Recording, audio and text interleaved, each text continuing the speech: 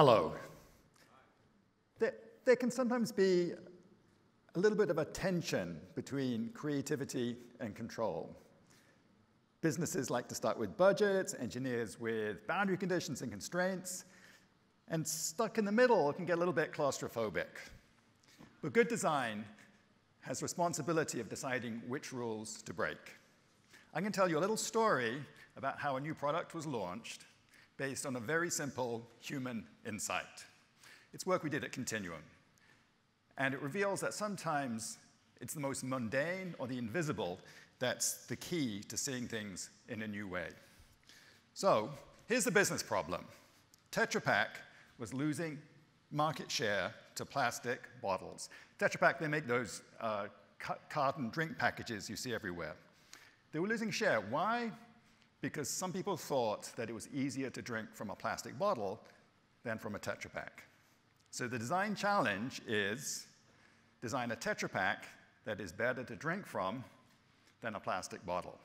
Simple, right? But there's an engineering constraint. You see that rectangle on the top of the package? Our solution has to fit within that rectangle. We were told that if you didn't fit within that rectangle, it'd be impossible to make. So how are you going to solve this problem? You can stare at that drawing all day. You can brainstorm exotically shaped pieces of plastic that might fit in that box. And Tetra Pak had been doing that for 8 years to no success. People were thinking that it was impossible. Or you could think, better drinking experience, drink. How do you drink? And you can ask the question, how do you drink?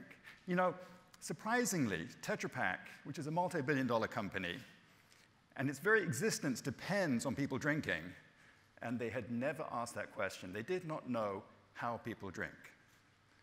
So I'm going to ask you, how do you drink? I think most of you have in front of you a bottle of water, and I'd like you to open it up and take a sip, and then reflect on how you drink. I will do the same.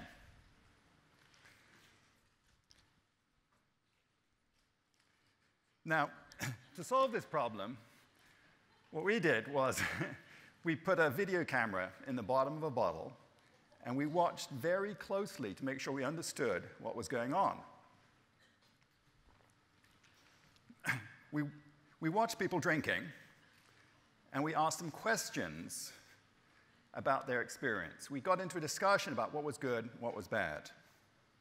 So please, follow along, immerse yourself in the experience, and participate experientially in this journey.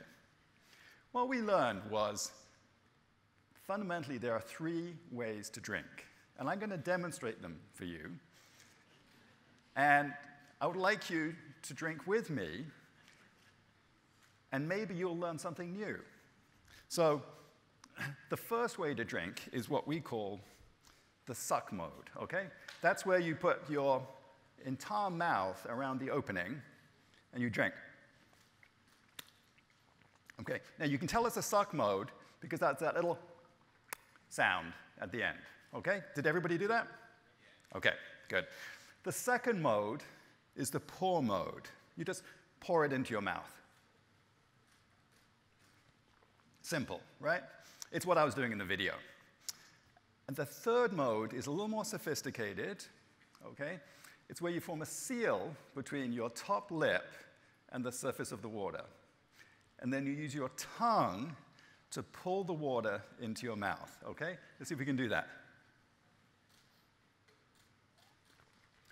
Turns out we use the pull mode when we're really trying to savor the beverage, okay? So there's 3 fundamentally different ways that we can drink. It turns out that different people drink in different ways. We drink differently depending on who we are, where we are, and what we're drinking. And if you want to design a good drinking experience, you need to design so that it accommodates all 3 ways of drinking. Now that we understand the rules, we can understand how to design the ultimate interaction between the lips and the opening, and the closure that would deliver that, and the opening in the package. And, oh no, we violated the rule. A hole has gone over the edge. We're working outside the box. Well, because with the combination of customer insight, creativity, and critical thinking, we were to lay out a very well-posed engineering and business challenge for Tetra Pak.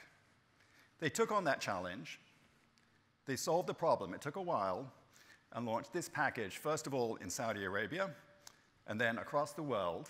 And it is now used by hundreds of different beverages and drunk by millions of people around the world, which is, for most designers, the ultimate reward, impact at scale. And businesses like that too. Cheers.